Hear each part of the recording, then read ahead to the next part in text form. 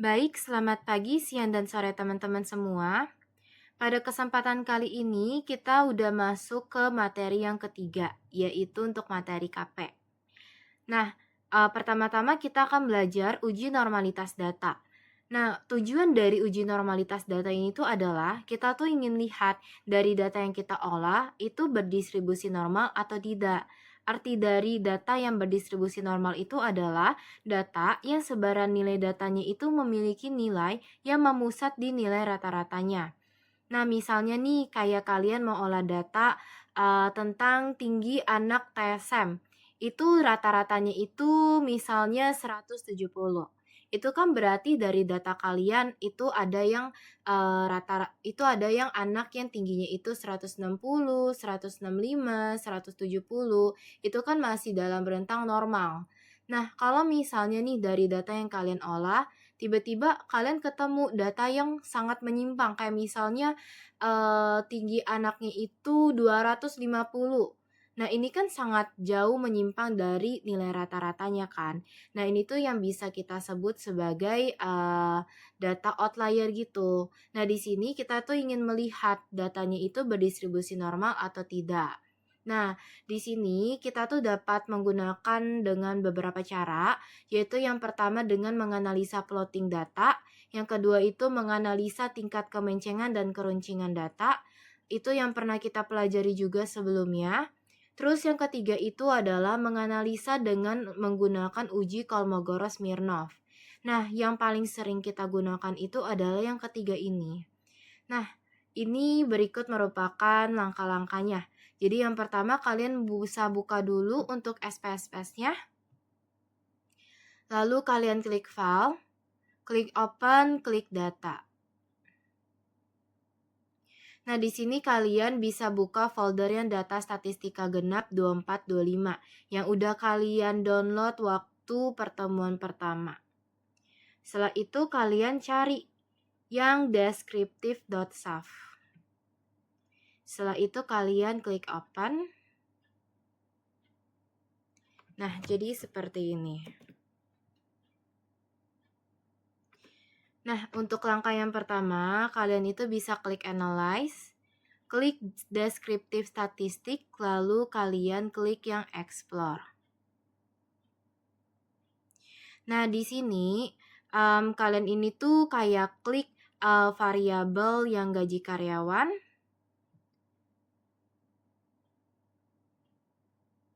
lalu juga usia, dan juga yang pengalaman kerja. Nah, kalian masukinnya itu di kotak yang dependent list. Setelah itu kalian bisa klik plots. Terus kalian itu centang yang normality plots with task. Setelah itu kalian klik continue. Lalu kalian klik OK. Nah, maka ini akan keluar untuk outputnya.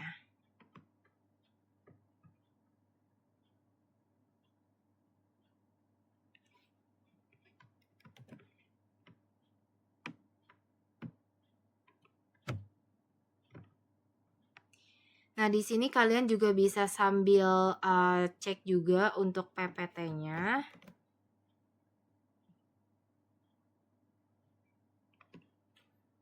Nah, untuk uji normalitas data, kalian itu nanti lihat nya itu dari SIG-nya. Tapi SIG-nya itu yang bagian Kolmogorov-Smirnov. Nah, terus kalian itu bisa buat dulu untuk hipotesisnya. Jadi kalau misalnya kalian lihat di sini, itu H0 sama dengan data titik-titik berdistribusi normal. Terus HA-nya itu data titik-titik tidak berdistribusi normal. Nah, di sini tuh titik-titiknya itu kalian itu harus isi dengan nama variabel. Jadi kayak misalnya data gaji karyawan itu berdistribusi normal untuk H0, lalu HA-nya itu data gaji karyawan tidak berdistribusi normal. Terus kalian cek untuk SIG-nya. SIG dari variabel gaji karyawan itu adalah 0,076. Itu kan dia lebih besar daripada alfa. Alfanya itu 0,05. Nah, jadi ini tuh H0 tidak dapat ditolak. maka data gaji karyawan itu berdistribusi normal. Nah, selanjutnya itu kalian juga bisa cek untuk variabel yang kedua dan juga variabel yang ketiga ini. Jadi kalian itu nanti ceknya itu dari SIK yang bagian Kolmogorov-Smirnov. Intinya, kalau misalnya SIG-nya itu lebih besar daripada alfa, itu H0-nya itu nggak dapat ditolak. Jadi datanya itu berdistribusi normal. Tapi kalau nilai SIG-nya itu lebih kecil daripada alfa, itu H0-nya, HA-nya itu tidak dapat ditolak. Jadi datanya itu tidak berdistribusi normal. Nah, ini tuh untuk yang uji normalitas data. Nah, selanjutnya kita akan masuk ke materi yang kedua, yaitu uji outlier data. Jadi tujuannya itu adalah kita tuh ingin mengusahakan gitu. Kan yang tadinya itu datanya itu tidak berdistribusi normal. Tapi di sini kita melakukan uji outlier data, kita tuh kayak mengusahakan biar datanya itu berdistribusi normal. Jadi ada beberapa cara yang bisa dapat dilakukan. Jadi kayak seperti menambah data, terus juga kayak mentransformasi data. Lalu yang ketiga itu adalah mengurangi data yang sifatnya itu outlier. Nah, tapi kalau untuk modul ini tuh hanya membahas yang cara ketiga. Nah, cara-caranya itu yang pertama, kalian itu bisa klik lagi yang analyze, lalu ke deskriptif statistik, lalu ke bagian deskriptif. Nah, selanjutnya kalian itu bisa klik untuk variabel usia ke kotak variabel ini dan juga yang pengalaman kerja. Selanjutnya, kalian itu harus pastiin yang di bawah ini itu udah dicentang yang bagian Save Standardized Values as Variable. Setelah itu kalian klik OK. Nah, ini untuk outputnya kalian bisa abaikan saja karena yang kita lihat itu dari Z-score-nya. Z-score-nya itu ada yang di paling ujung sini. Ini untuk Z-score yang usia dan juga ini untuk yang Z-score untuk variabel pengalaman. Nah, di sini itu kalian pilih salah satu kriteria aja. Jadi kayak misalnya yang pertama kalian pilih kriteria yang di atas 3 atau yang di bawah -3. Terus yang kedua itu di atas 2,56 atau di bawah -2,56. Terus yang ketiga itu di atas 1,96 atau di bawah -196. Nah, kita coba pakai yang kriteria yang ketiga ini. Di sini pokoknya kalau misalnya berada di luar rentang ini tuh berarti artinya datanya itu outlier. Jadi kalau misalnya kalian lihat nih angka yang mendekati 2, misalnya yang di baris kedua-dua ini, yang variabel pengalaman. Ini kan dia udah di atas 2 ya. Itu kan berarti udah di luar rentang yang 1,96 sampai -1,96 ini. Nah, berarti data ini tuh bisa kita anggap sebagai outlier. Jadi seperti itu. Nah, selanjutnya kita akan membahas uji normalitas residual. Nah, untuk uji normalitas residual, kalian ini tuh bisa close dulu untuk SPSS-nya, karena yang akan kita gunakan itu yang file regresi.sav. Jadi kalian bisa close dulu.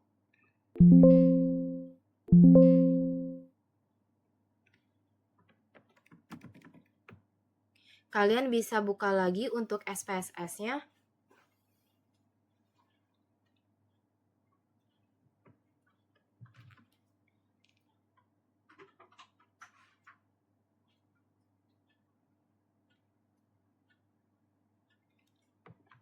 Yang ini kalian bisa close aja. Nah, ini untuk uji normalitas residual. Di sini tuh kita ingin melihat data residual tersebut ini tuh berdistribusi normal atau tidak. Nah, untuk pengujiannya itu dapat menggunakan dua cara, yaitu dengan menggunakan grafik dan juga non-grafik. Kalau metode grafik, itu yang kita gunakan itu adalah ya normal probability plot. Nah, jadi cara-caranya itu kalian itu bisa klik file dulu, klik open, klik data. Selanjutnya kalian juga bisa klik yang folder data statistika genap 2425. Terus kalian itu cari yang regresi.saf. Setelah itu kalian klik open.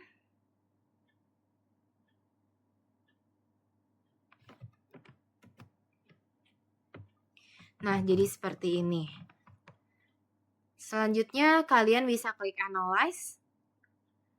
Lalu kalian klik regression. Setelah itu kalian klik yang linear. Nah, di sini kalian itu masukin harga saham ke kotak dependen.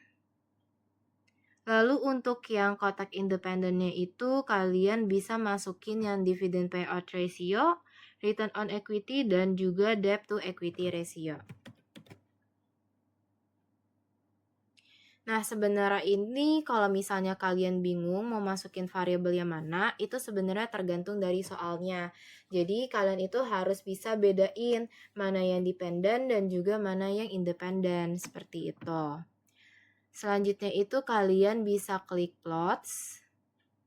Nah, untuk yang as receipt, kalian ini tuh masukin ke kotak yang Y ini. Lalu untuk yang JPRED, kalian itu masukin ke kotak yang X. Jadi kalian itu harus pastiin yang ini tuh jangan sampai salah. Jadi kalau yang as receipt masukinnya itu ke Y, kalau JPRED itu masukinnya ke X. Nah, selanjutnya kalian itu pilih normal probability plot pada standardized residual plots. Kemudian kalian klik continue. Lalu kalian klik OK.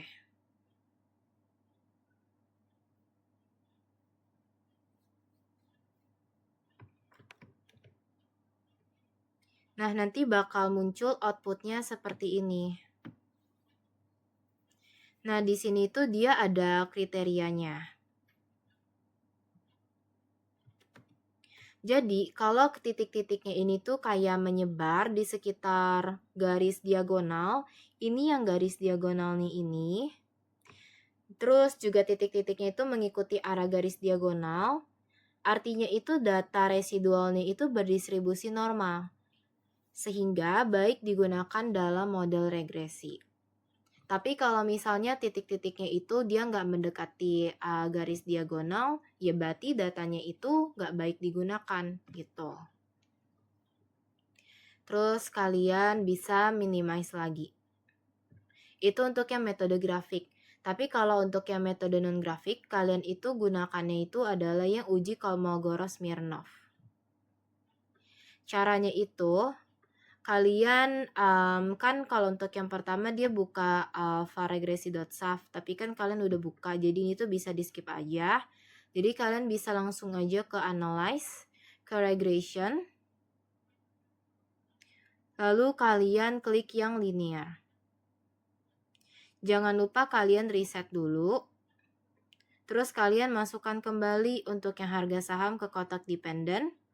Terus yang DPR, RE, dan juga DER kalian masukin ke kotak yang independen.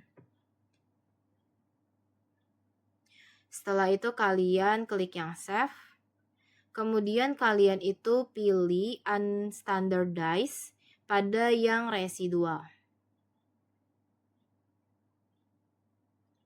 Selanjutnya kalian klik continue, terus kalian klik OK.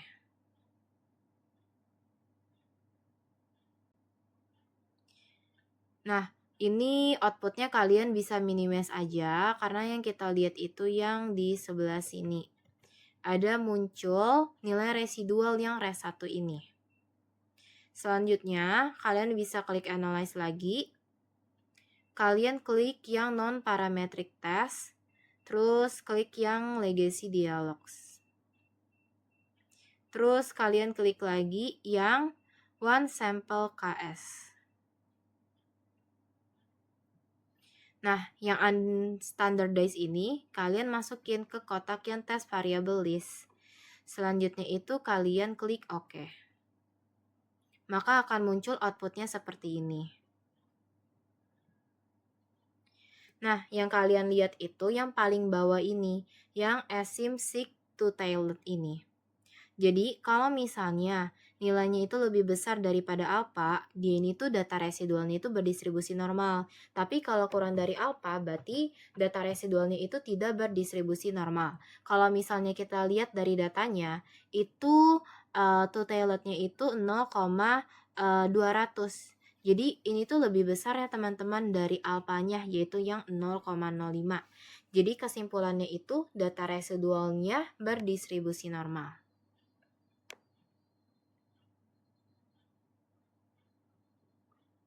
Nah, kalian bisa minimize lagi. Selanjutnya itu kita akan membahasnya uji outlier residual. Jadi kalau di sini, kalau misalnya ada data residualnya itu yang tidak berdistribusi normal, maka di sini tuh ada beberapa cara yang bisa dicoba. Jadi kayak mengusahakan gitu biar datanya itu jadi berdistribusi normal. Nah, caranya itu dengan mengurangi data yang sifatnya itu adalah outlier. Jadi untuk caranya, ini kan yang untuk yang step 1, 2, dan juga 3. Dan juga yang 4 ini kan udah kalian lakukan di uji sebelumnya. Nah, tapi kalian itu bisa langsung aja ke step yang 5 ini. Jadi kalian itu bisa klik analyze, ke descriptive statistik, dan juga ke deskriptif. Kalian bisa masukin yang unstandardized ini ke kotak variabel. Selanjutnya kalian juga pastiin kalian itu udah centang di bagian bawah ini, yaitu yang save standardized values as variables. Kemudian kalian klik OK. Nah, ini kalian bisa minimize aja, karena yang kita perlukan itu adalah yang z-score-nya ini. Nah, jadi kalau misalnya di sini, ini tuh kayak pilih salah satu kriteria aja sama kayak seperti uji sebelumnya. Kita coba pakai yang kriteria yang C ini. Jadi kayak di atas 1,96 atau di bawah minus 1,96. Jadi kalau ada yang misalnya nih kita pakai angka 2, pokoknya kalau misalnya angkanya itu udah kepala 2, itu ya berarti dia itu udah outlier. Karena kan di sini kita pakai patokannya yang 1,96. Kalau misalnya kita lihat yang data yang di sebelah sini, minus 2,07329. Nah, ini tuh bisa kita sebut sebagai data residual yang outlier. Halo teman-teman, pada video kali ini kita akan membahas mengenai analisa korelasi, analisa koefisien determinasi, dan juga simple regression. Nah, jadi analisa korelasi itu merupakan analisa yang kita gunakan untuk mengetahui kuat atau tidaknya suatu hubungan antara variabel independen dengan variabel dependennya. Nah, hasil koefisien korelasi itu sendiri terletak di antara nilai korelasi 0 yang menunjukkan tidak adanya hubungan sampai dengan nilai 1, yaitu menunjukkan adanya hubungan yang sempurna antar variabel yang kita uji. Kemudian apabila kita melakukan analisa korelasi, kita juga dapat lihat arahnya, positif atau negatif. Nah, koefisien korelasi yang negatif menunjukkan hubungan antar variabel yang terbalik atau tidak searah. Jadi, ketika variabel independen memberikan pengaruh terhadap variabel dependen, maka pengaruhnya itu terbalik. Contohnya, profitability mempengaruhi tax avoidance. Ketika koefisien korelasinya negatif, berarti nanti ketika profitability semakin bertambah, maka tax avoidance semakin berkurang. Kemudian, ketika koefisien korelasinya menunjukkan arah positif, itu artinya hubungan antara variabelnya searah. Menggunakan contoh yang tadi, misalnya profitability mempengaruhi tax avoidance. Jadi, ketika profitability semakin bertambah, maka tax avoidance juga semakin bertambah. Jadi, itu yang dimaksud dengan searah. Oke, teman-teman, untuk pengujian korelasi sendiri, terdapat dua macam metode. Yang pertama ada Pearson correlation, yang digunakan untuk data yang berskala interval dan rasio.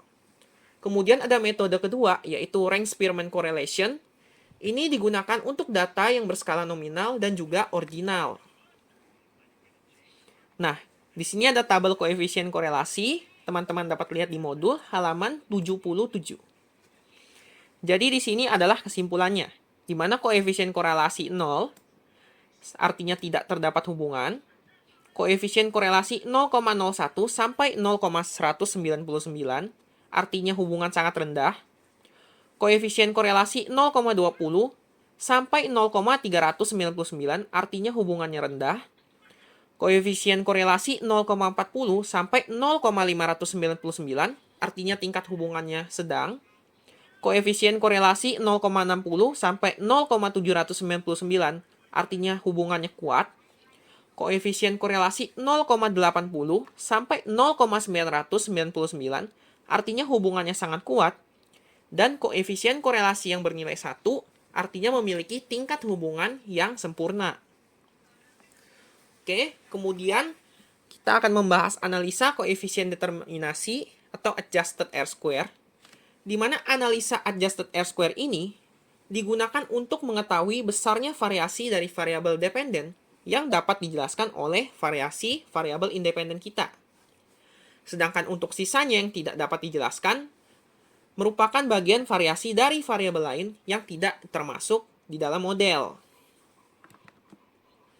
Nah, kemudian kita akan membahas mengenai model regresi sederhana, atau yang kita kenal dengan simple regression.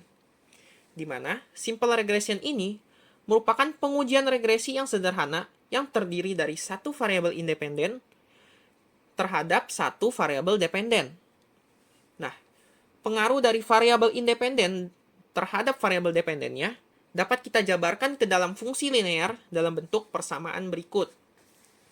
Nah, kalau teman-teman lihat di modul halaman 77, ada persamaan simple regression-nya yang terdiri dari Y sama dengan A ditambah BX ditambah E. Oke, di mana Y merupakan besarnya nilai variabel dependen, A itu besarnya intercept koefisien, atau sering juga disebut sebagai konstan, B merupakan besarnya slope regression koefisien, X merupakan besarnya nilai variabel independen, dan E merupakan error terms, atau kesalahan pengganggu. Jadi begitu teman-teman untuk teorinya. Kemudian kita akan langsung praktek aja untuk simple regression. Teman-teman bisa lihat di modul halaman 79 yang prosedur simple regression.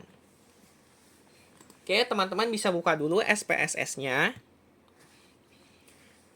Untuk latihan simple regression ini, kita akan menggunakan file regresi sederhana.sav. Oke, teman-teman, kalau sudah buka SPSS-nya, bisa ke file, lalu kalian ke open, lalu kalian pilih data. Nah, teman-teman cari folder yang sudah kalian download di data statistika genap 2425. Bagi teman-teman yang belum mendownload folder ini, kalian bisa download melalui Teams ya. Oke, kita cari yang regresi sederhana.sav, yang ini. Kalau sudah, kita langsung klik open. Kalau keluar tampilan seperti ini, kalian klik yes aja. Oke, ini adalah tampilan dari datanya. Nah, kita akan mulai analisa ya. Jadi teman-teman bisa klik analyze. Kemudian kalian bisa klik regression, lalu ke linear. Jadi kalian di tab analyze, lalu pilih regression, lalu pilih linear. Nah, teman-teman masukkan variabel X ke independen dengan klik X dan klik tanda panah ke kanan. Jadi kita cari dulu variabel independennya. Nah, jadi di sini debt to equity ratio itu merupakan variabel independen. Jadi teman-teman bisa masukin aja, klik debt to equity, terus klik panah yang ke independen. Lalu, kita masukkan variabel dependennya, yaitu harga saham. Teman-teman bisa klik dulu harga saham, lalu klik panah di sini, yang ke arah dependen. Oke, kalau sudah, teman-teman bisa langsung klik OK. Nah, berikut adalah hasil regresinya. Kita akan diberikan tabel. Oke, teman-teman. Nah, untuk simple regression ini akan aku bahas ya, cara membaca kesimpulannya. Oke, dari teori tadi kita akan bahas dulu analisa korelasinya. Teman-teman bisa lihat dari model summary. Kita lihat kolom yang R. Di sini 0,011. Nah, kita lihat tadi 0,011 itu tingkat hubungannya seperti apa. Jadi, setelah kita cari dari tabel tadi, artinya tingkat hubungannya itu sangat rendah. Kemudian ini kan bilangan positif. Berarti nanti kalian dapat membuat kesimpulannya seperti ini. Berarti secara statistik, hubungan antara variabel dependen, harga saham, dengan variabel independennya yaitu DER tadi, debt to equity ratio, adalah sangat rendah dan positif. Seperti itu. Oke teman-teman. Terus kita lihat lagi di modul. Tadi dimintanya lakukan analisa korelasi sudah. Terus berapa kontribusi yang diberikan variabel independen terhadap variabel dependennya. Nah, ini merupakan analisa koefisien determinasi. Nah, ini teman-teman bisa kembali lagi ke outputnya. Teman-teman bisa lihat dari model summary kembali. Kita lihat dari adjusted R-square-nya. Di sini adjusted R-square-nya itu negatif. Nah, jadi teman-teman, kalau adjusted R-square kita negatif, itu artinya tidak terdapat kontribusi. Dan kemudian, untuk kesimpulannya, kita dapat tulis adjusted R-square-nya sebesar 0%. Oke, teman-teman, kita bisa lihat juga dari sini. Nah, ketika nilainya minus, maka dianggap 0. Jadi kesimpulannya tidak terdapat kontribusi. Seperti itu, teman-teman. Kemudian lanjut, kita lihat buat model regresi linear sederhana. Jelaskan koefisien regresinya. Nah, ini mungkin kalau aku langsung ngomong, mungkin kalian akan bingung ya. Jadi aku akan pakai Word untuk buat persamaan regresinya. Jadi, sambil lihat di modul, kita lihat simple regression.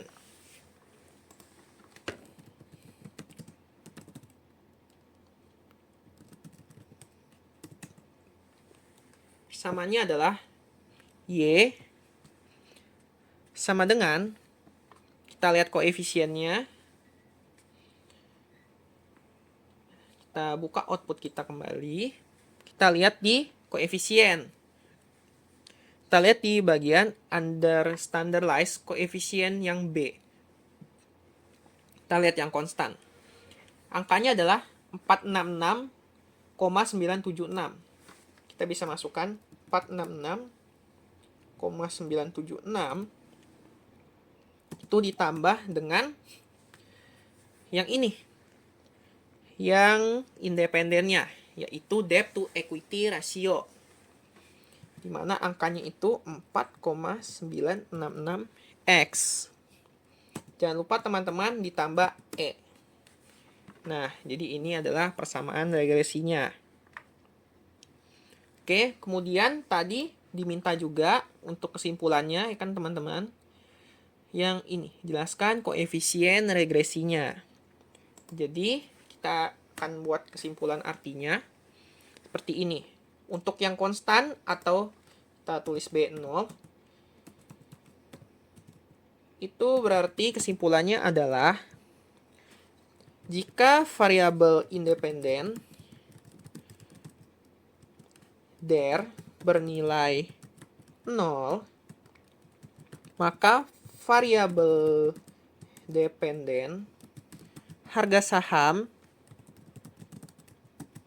bernilai sebesar 466,976. Oke. Jadi begini bacanya.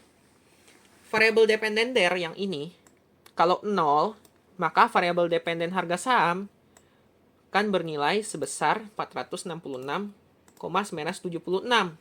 Karena kalau ini 0, berarti nanti 0 dikali 4,966. Jadinya kan ini 0. Oke, nggak ada. Jadi sama aja. Harga sahamnya adalah 466,976. Seperti itu, teman-teman. Lalu, untuk arti dari independennya, berarti B1, teman-teman. Kalian bisa membuatnya seperti ini. Artinya, setiap kenaikan satu satuan variabel independen, di sini independennya adalah debt to equity ratio. Kalian bisa ketik aja der. Kan menaikkan variabel dependen harga saham sebesar 4,966. Seperti itu, teman-teman. Jadi begini logikanya. Jadi setiap variabel independen ini, debt to equity ratio, bertambah 1, si dependen ini akan bertambah 4,966. Contoh, kita tulis lagi di bawah. Kita asumsikan bahwa debt to equity ratio-nya adalah 5. Seperti ini, teman-teman. Nah, kita bisa lihat kalau kita masukkan, jadinya seperti ini. 466,976 ditambah 4,966 dikali 5. Aku hitung dulu, teman-teman. Jadi, hasilnya adalah 24,83 tambah E. Nah, nanti berarti harga sahamnya akan menjadi 466 tambah 976 berarti 491,806. Seperti itu. Jadi kalau naik 1, ini naik 1 nih, berarti kan nanti akan bertambah sebesar 4,966 juga. Gitu. Makanya kesimpulannya seperti ini, teman-teman. Oke, kalau sudah paham, kita lanjut ke soal yang ini. Berapakah harga saham kalau debt equity ratio sebesar 1,95? Nah, ini nih yang tadi aku bahas, teman-teman. Jadi independennya akan kita asumsikan kalau kita mempunyai angkanya seperti itu. Oke, jadi diasumsikan sebesar 1,95. Jadi seperti ini, teman-teman. Nanti regresinya. Berarti kita hitung dulu 4,966 dikali dengan 1,95. Hasilnya adalah 9,6837. Nanti teman-teman tinggal tambahin aja. Berarti hasilnya adalah 476,6597. Nah, ini adalah harga sahamnya ketika variabel independen kita, debt to equity ratio, memiliki nilai sebesar 1,95. Seperti itu, teman-teman. Jadi, untuk pembahasan materi kali ini sudah selesai. Terima kasih bagi teman-teman yang sudah menonton.